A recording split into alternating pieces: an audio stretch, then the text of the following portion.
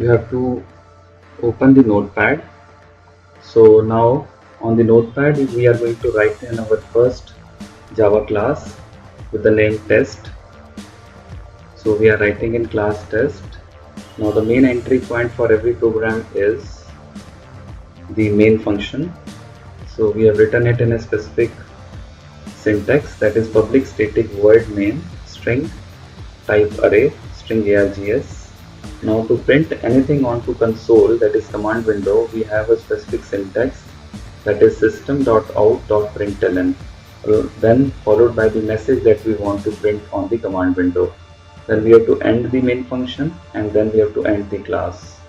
Now we have to save this class, and we will save this class with the same name as that of file name. File name and class name should be same, that is test.java.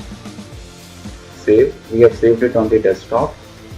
Now in order to execute it, we have to open the command window.